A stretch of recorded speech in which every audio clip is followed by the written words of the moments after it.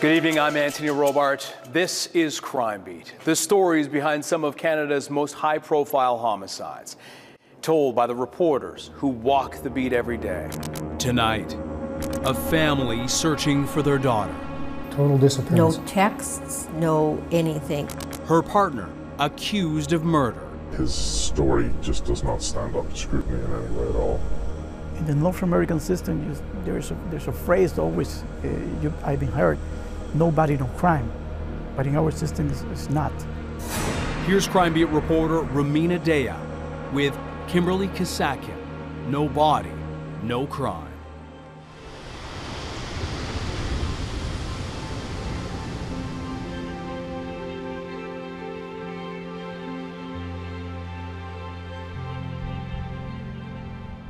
I don't know where she is. Do you think you'll see her again? Oh, no. When I say she's here, it's a spiritual sense. Al and Kathy Kasatkin's daughter vanished in 2016. They have journeyed from Abbotsford, BC to Peru 16 times, searching for any sign of Kimberlee. Lima was the last place she was seen alive. Well, I just miss her so much. It's just taking so long. It's just not fair. I imagine what she must have been going through the last few minutes of her life. And I just am having a hard time holding it together right now. I think she's wanting something a little bit more professional. I think she just got a new job. Kimberlee Kasatkin had an innate desire to help people. She took pride in giving women a new start, doing makeovers at a hair salon featured on television. We kept telling her, you need to go on MasterChef. She liked skiing, she loved gardening.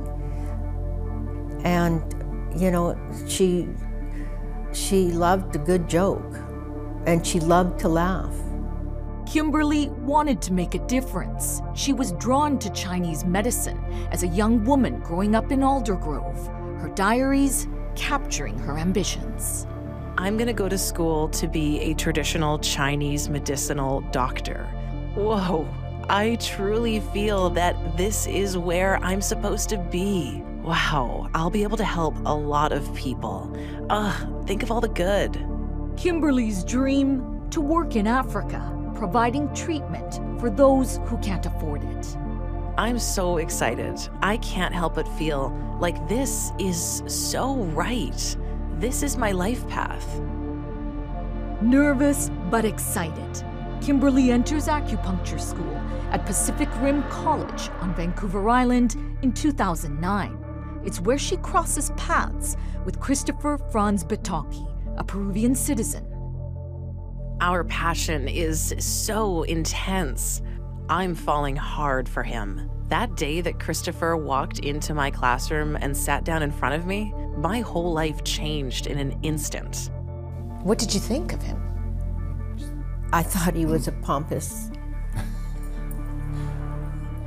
ass. That was your initial reaction? He was too sure of himself. You know, he was in charge. And you could see Kim's affection for him, though, when you first... I could. Yes. I could. Beautiful, funny, sexy, and mature. He's 38 years old. She was smitten by him. She certainly has let it be known that she really loved him. After a fierce love affair, Kimberlee is pregnant. The couple's son, born in Victoria. He had money.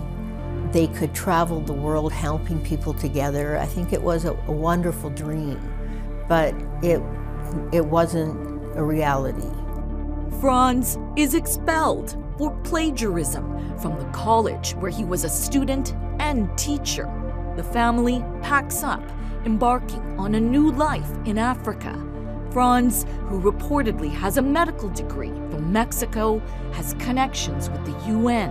he lands a contract with an NGO in Uganda. Then it was kind of a goodbye thing, and all we did was hope them well, wish them well that they were going on. And I think that's when everything really probably came to a head with that relationship, because the part of Uganda they were in was north, just south of South Sudan, pretty remote, hours away from the big city. And he would go for days at a time off on his whatever he was doing. And she was just left there in a small village. The relationship volatile. Kimberlee convinced Franz is having an affair. Christopher Franz does not depict all the men out there in the world. I just unfortunately picked an asshole and charmer who charmed me until he had me pregnant, then bam, the real him came out. Funny how everyone, and I mean everyone, told me to stay the f away from him. Stupid me had the blinders on. Kimberlee's parents in the dark about how tumultuous life had become. We didn't know, her sisters didn't know. Her brothers didn't know. No, it was just something she kept within herself and her diaries. Why she didn't just pack up the baby and leave, I don't know. Kimberlee makes a conscious choice to leave, but she's pregnant again. Determined to keep the family together, they start fresh in Lima, Peru, where their second child, a daughter, is born. Anytime I needed any advice, I would always go to her, and she always would give her advice for health-wise.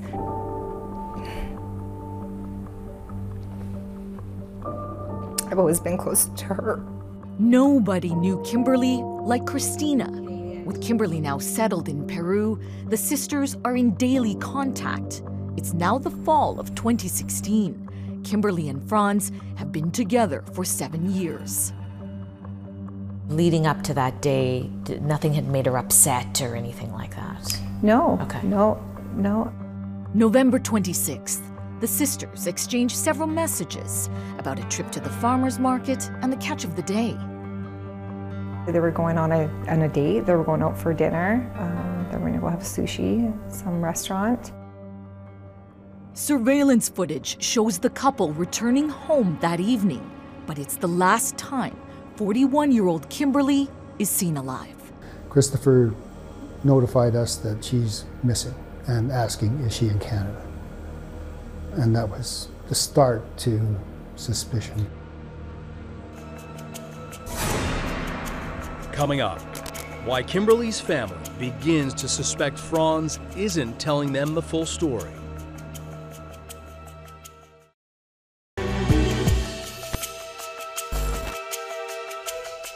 Kimberlee Kasatkin is living in Peru with her partner, Christopher Franz Bataki, and their 2 young children. When Kimberlee disappears, her family questions his version of events. Now back to Rumina Daya with No Body, No Crime. Christina, frantic, she repeatedly messages her sister asking, "Where are you?" Days go by, still no answer.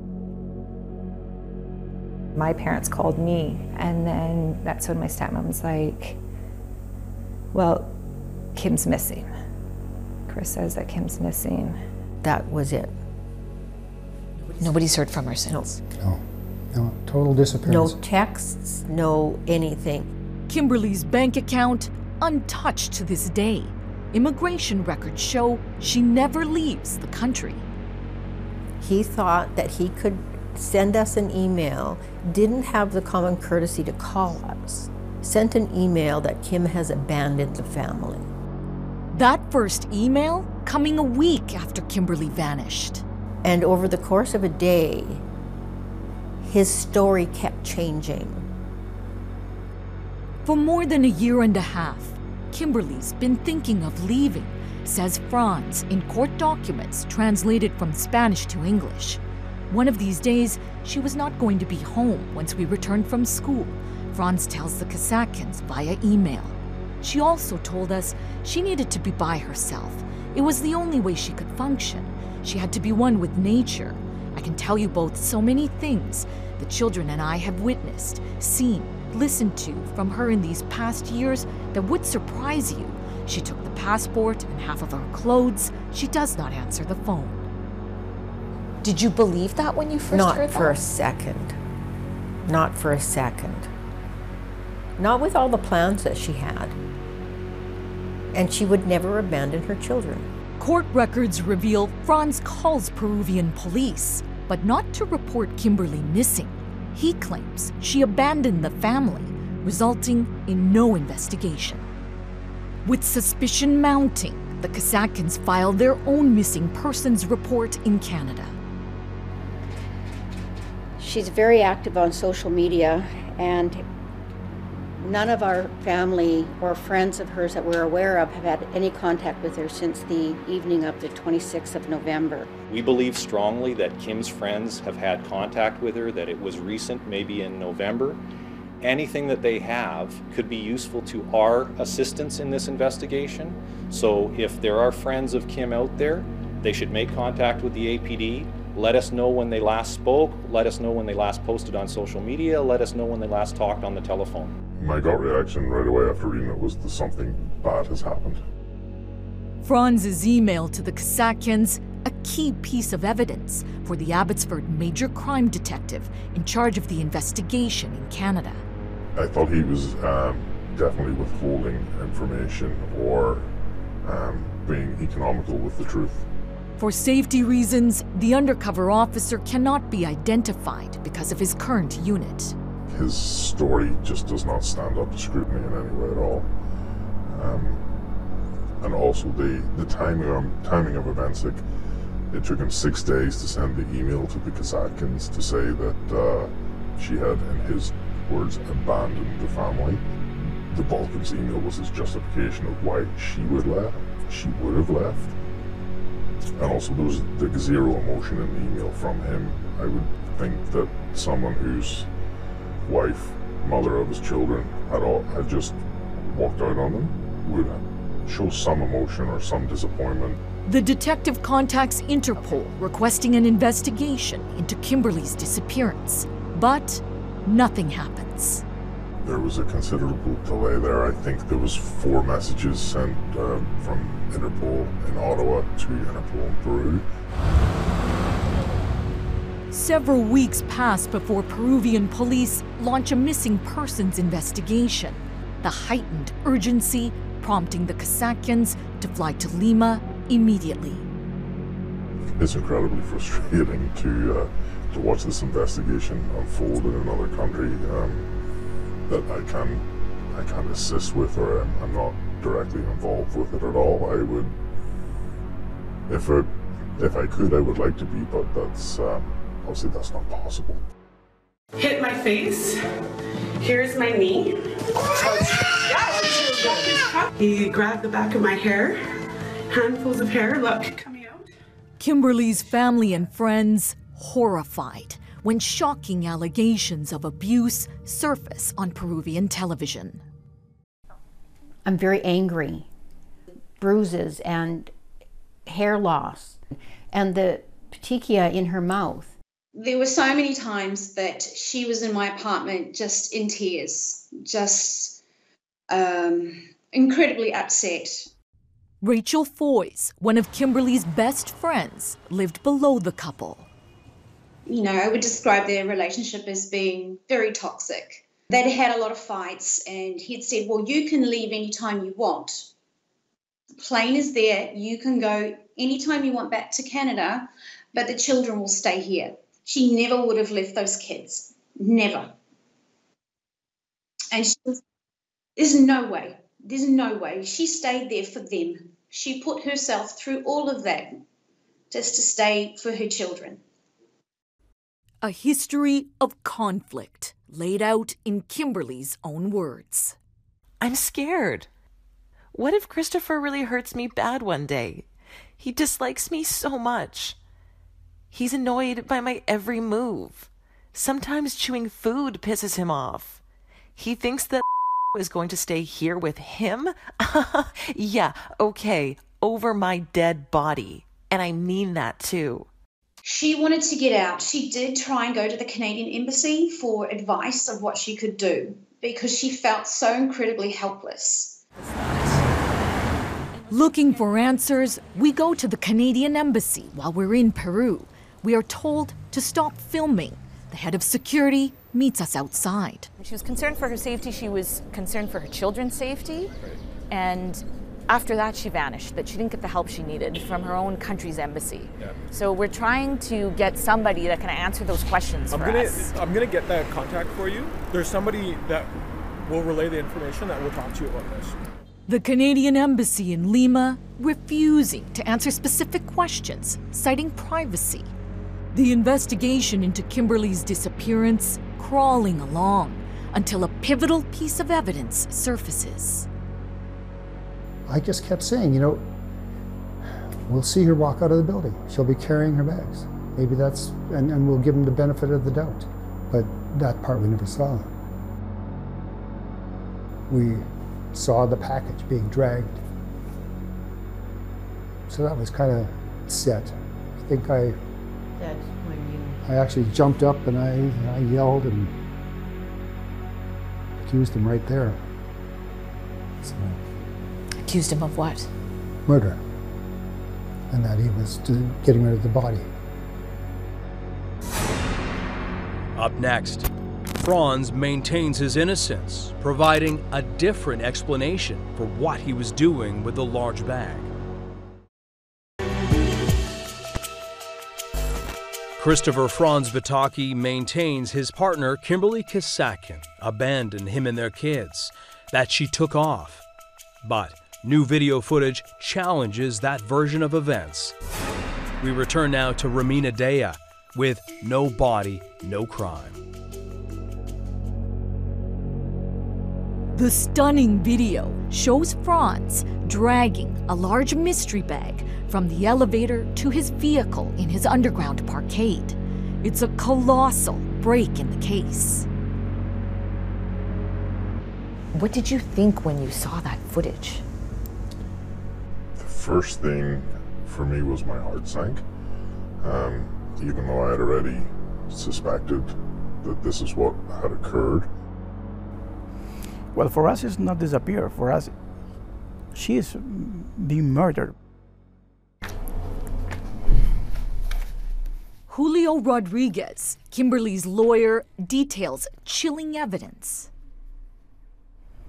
That evidence, if you put it in the correct way, as the public prosecutor did, is very strong, because you can prove she goes into the apartment. You can prove he moves a suitcase that weighs a lot of, because he can't. How do you say? He can't lift it. He can lift it, and the part where he put the suitcase in the basement, the police take the luminol test, and they found her blood. The blood that is directly matched to Kimberlee's one. The prosecutor's report states Kimberlee's blood is found on a column in the parkade, and traces of unidentifiable blood are discovered on the apartment door, elevator button, and on the couple's mattress. Franz is arrested February 21st, 2017, in a cafe near his home. He denies Kimberlee's body is in the bag, telling police it's camping gear. So where does Franz go after he leaves the parkade? Court records state he tells investigators he's with his kids on the boardwalk, but cell phone records reveal he makes a trip outside Miraflores. That was a blunder on his part. And yes, the police immediately thought that's where the body went, is somewhere down in Chilca. Armed with cadaver dogs, police hone in on Chilca, a city 90 minutes outside Lima. While in custody, Franz is taken to the scene. He has land in the area. 2 bodies are ultimately discovered. Based on Kimberlee's dental records, it's not her.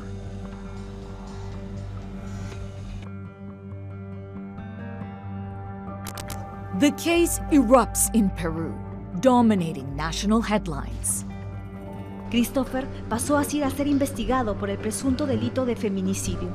March 1st, 2017, Franz is charged with femicide, the killing of a woman under Peruvian law. Femicide is one of the most serious crimes in Peru. It carries a higher sentence than homicide.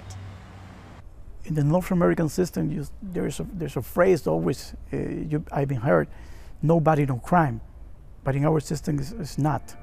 Because if we have enough evidence, we can't use that evidence to sentence him for feminicide. There's a lot of evidence.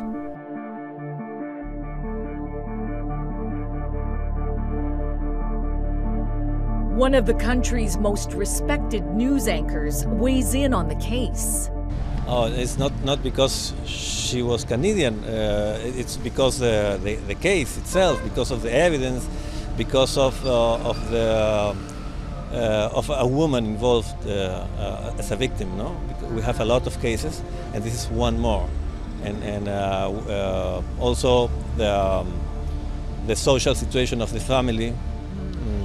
It's for our audience, it's very interesting to know that it's not just with poor people that this kind of things could happen.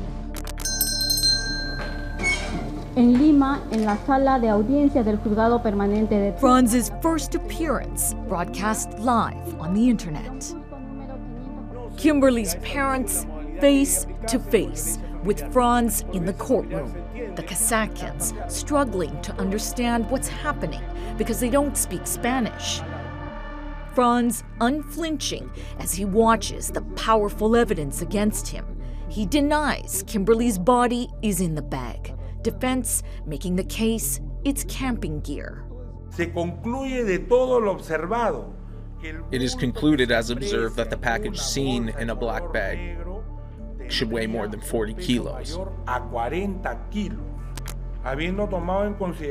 Considering the movements and positions of the male carrying it.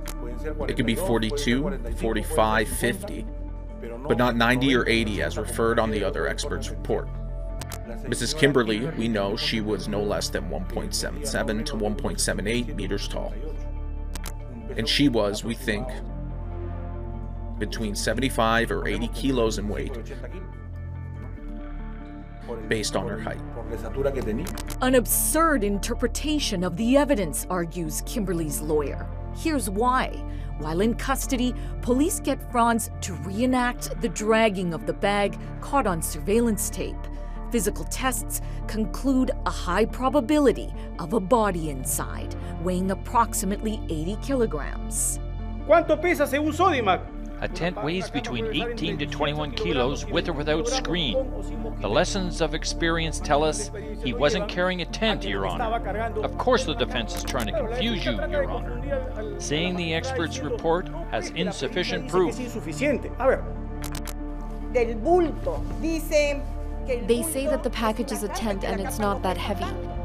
But it wasn't just one tent, but 2 of them, and a sunshade. On top of that, there were King Kong-sized bricks tied to the tents. The court battle continues over multiple bloodstains found at the crime scene.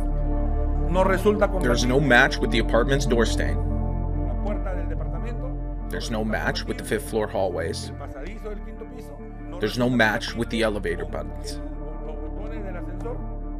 There's no match with any of the basement number 2 surroundings. And parking stall number 29, Your Ladyship. That's just trying to confuse the magistrate. It is solid evidence. The blood on the column is scientifically and genetically proven to be Mrs. Kimberlee's. Defense arguing Kimberlee abandoned the family. Impossible, says her lawyer. Why spousal abandonment? Because she vanished. Carrying some of her belongings, passport, visa, cell phone. As observed on the surveillance footage from November 26th, proves without any doubt that Mrs. Kimberlee Kasatkin entered the apartment approximately between 8 or 9 p.m. And the analyzed footage also proves she never left the building. Both entered the apartment building on the 26th, only one came out. And with that sole indication, we should have enough to begin a criminal proceeding. We ask ourselves, if Mrs. Kimberlee was a victim of domestic violence or any physical or mental abuse, even more being a foreigner,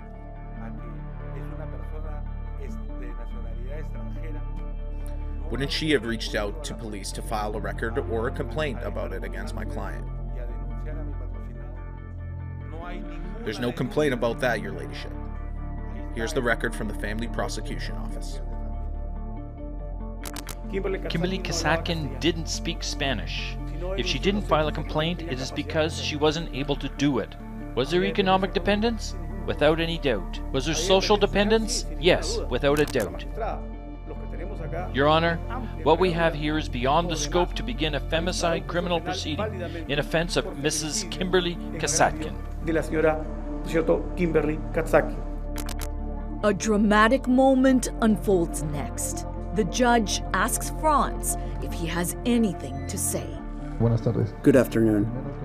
First of all, they want to link me to an act that I have not committed.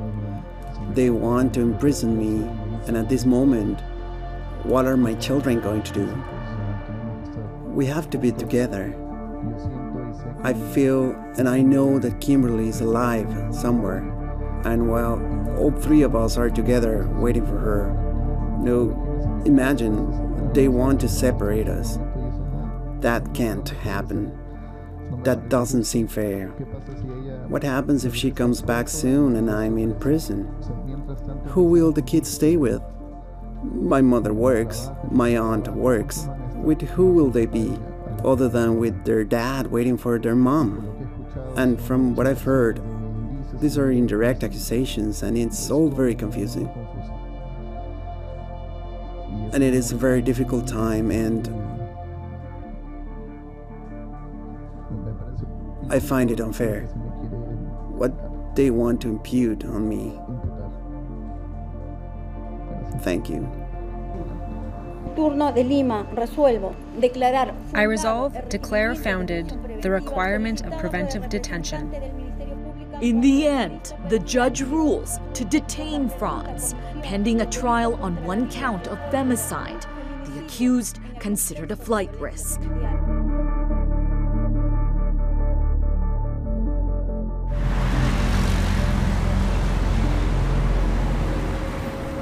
We really thought in 3-4 months, there's going to be a trial. But a shocking phone call from Peruvian press flips the case. Coming up, the stunning turn of events that changes everything.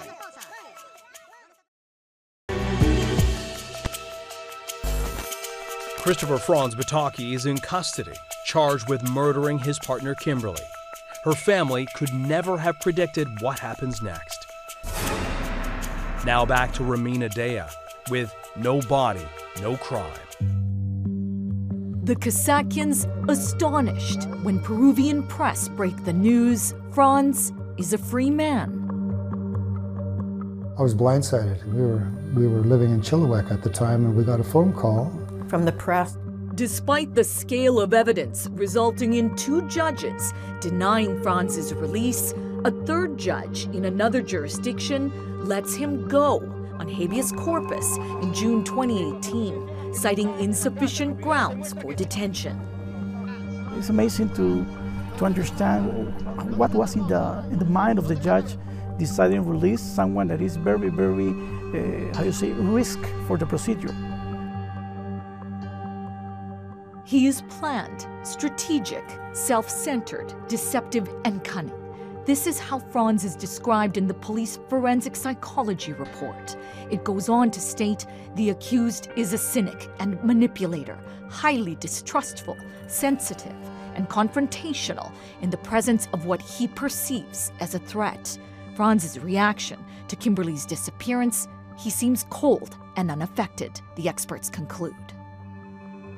The public prosecutor appealed the decision, and in second instance, the court said that the judge's decision was terrible and orders him to return back to prison. But Franz is gone, his whereabouts unknown. He is facing one of the most serious charges in Peru. Femicide, the killing of a woman, carries a higher sentence than homicide.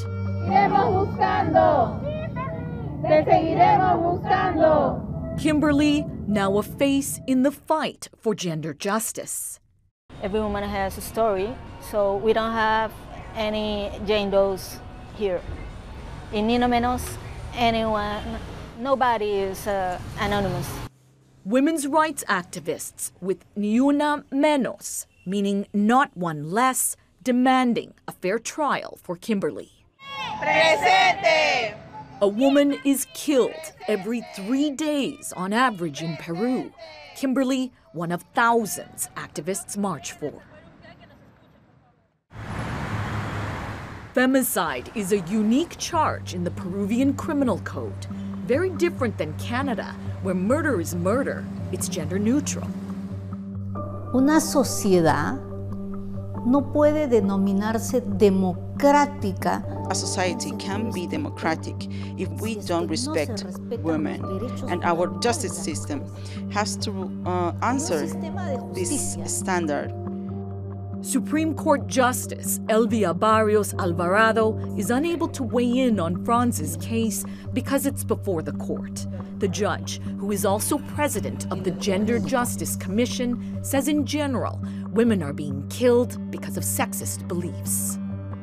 La muerte de la mujer en manos de un hombre por su condición de mujer tiene un reproche penal mayor. Of course, because woman's death against a man has sentence, a higher sentence, and this is a message for all the men that mistreat women in a line of prevention that any act will be penalized. Violence against women, an epidemic in Latin America, where femicide is now a crime in more than a dozen countries. An evolution of the law, but impunity prevails, say activists. We cannot say that it is working. Maybe it is more visible, and now the society is more alert and on any case on violence against women. In the past, it was not like that. Now, this is a really intention, a society interest, no, to stop the violence against women. But in the past, there were another governments, and some corruption remained inside the judicial system, between the judges, between the police, and that is the problem, because it is a very masculine world also. In Kimberlee's case, the public prosecutor is seeking a 17-year sentence for Franz, who's charged with 1 count of femicide. There is a new warrant out for Franz's arrest. We tried to ask Franz's mother if she knows where her son might be. Mrs. Pataki, not talking. Me llamo Rumina Daya. Soy reportera de Canada. I have a letter from your son saying he's innocent. I just want to hear your side. Franz says he's in Peru, but where? In an email, the fugitive tells us he has not vanished, but he is refusing to answer any questions. I am in Peru, just waiting for the trial to start. Once the trial is over and I can finally prove my innocence, when that moment comes, I will start legal actions against those who have defamed me and against those who have given false statements about my name and integrity. Coming up, the case in limbo. The Kasatkins fight for custody of their grandchildren.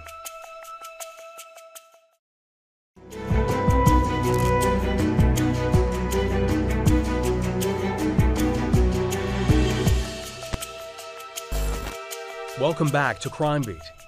It's been more than 3 years since the Kasatkins last had contact with their daughter. Her accused killer, Christopher Franz Bataki, remains a fugitive.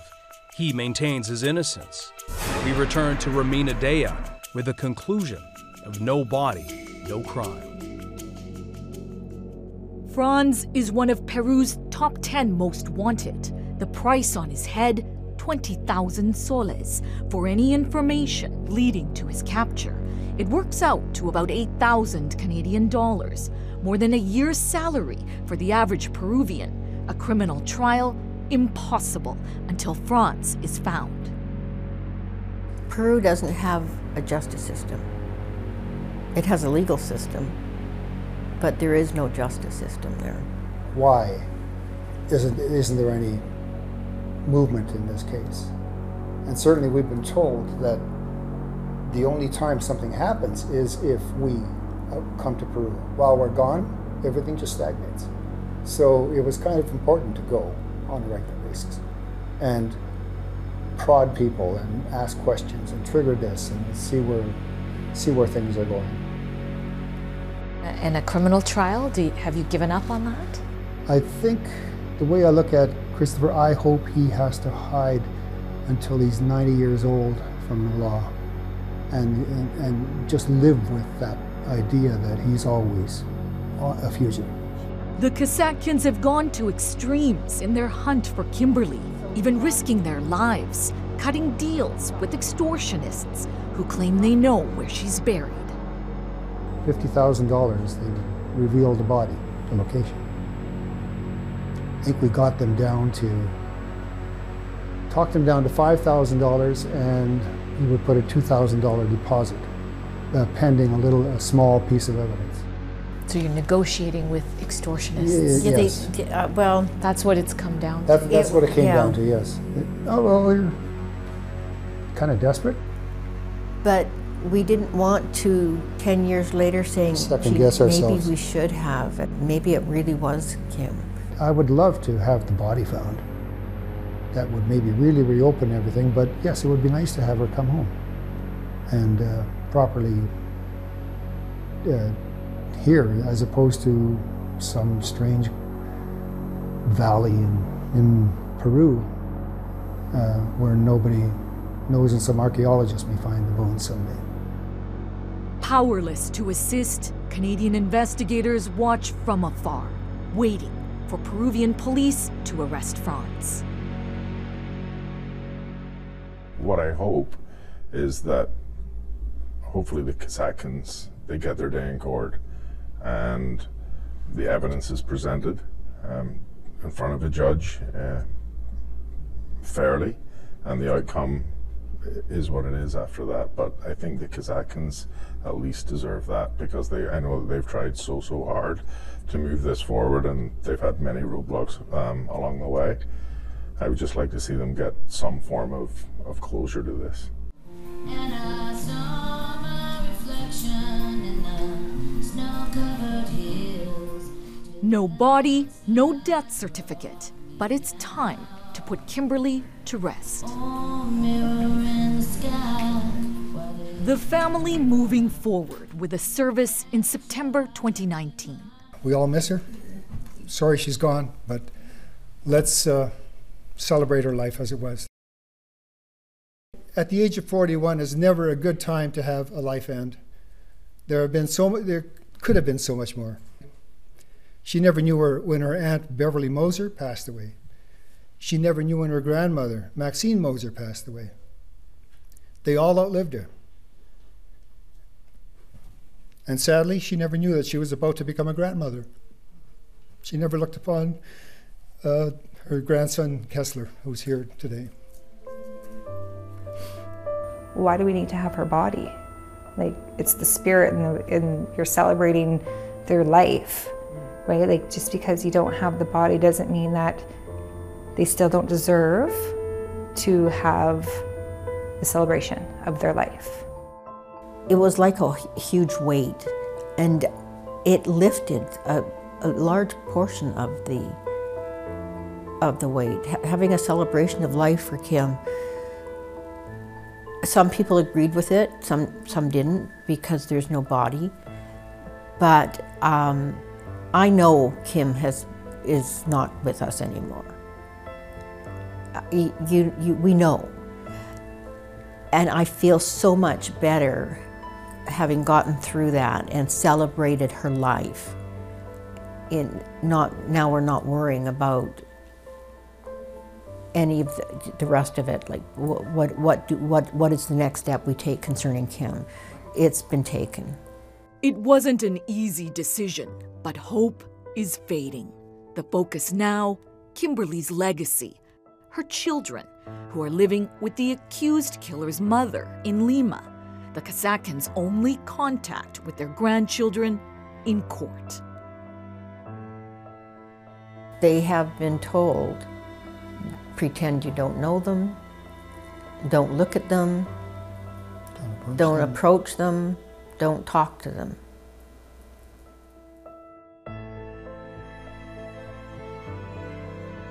He's already said, I want to stay with my sister, and I want to stay with my grandmother, and I want to stay with my 2 dogs, and some friends I have. And he's already said, I don't want to go to Canada, it's too cold here.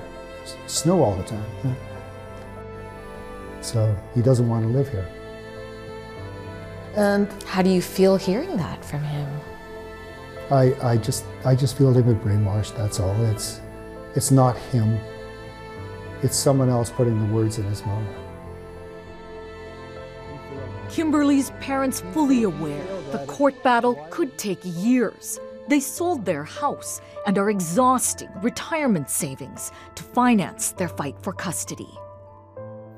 I'd love to just sit back someday and just, like over a campfire or a barbecue, and just tell stories. I mean, I think that's what grandparents are supposed to do, right? The children have an army of family in Canada, including a half-brother and sister, Noah and Bridget, from Kimberlee's first marriage. Everyone eager to establish a bond. Do you think you're ever going to see them again? No. No. You don't? No. With him being out there, we'll never see the kids. It's a shame that the children are now just growing up saying, Mom left, and that's it. She didn't care about us. And that makes me really angry. That's the lie they're living with right now. There's going to be a point where the children will be on the internet, they will Google a name, and suddenly all of this information comes flooding at them. But we hope that someday these children actually go online, find out what the real story is behind their missing mother and their missing father, and make their own decisions and say, you know, I've had it with this family. I want to go see my brothers and sisters in Canada. I want to see my grandparents in Canada. It's a waiting game. The Kasatkins' gut instinct, the children will come to know how much they were loved by their mom. Kimberlee's diaries, waiting to tell them. We reached out to Christopher Franz Bataki for the show multiple times, but we have not heard back. The femicide charge against him remains unproven in a court of law. And until there is a trial, it's unlikely Kimberlee's family will ever learn the truth about what happened to her. They remain stuck between 2 justice systems, one in Canada without the authority or jurisdiction to pursue their daughter's alleged killer, another in Peru, complex, foreign, and far away. If you have any information about this case, please contact your local law enforcement. I'm Anthony Robart. Thank you for joining us tonight on Crime Beat. For more on this story and other high-profile Canadian cases, check out Crime Beat Podcast. You can listen for free on Apple Podcasts, Spotify, or on CuriousCast.ca.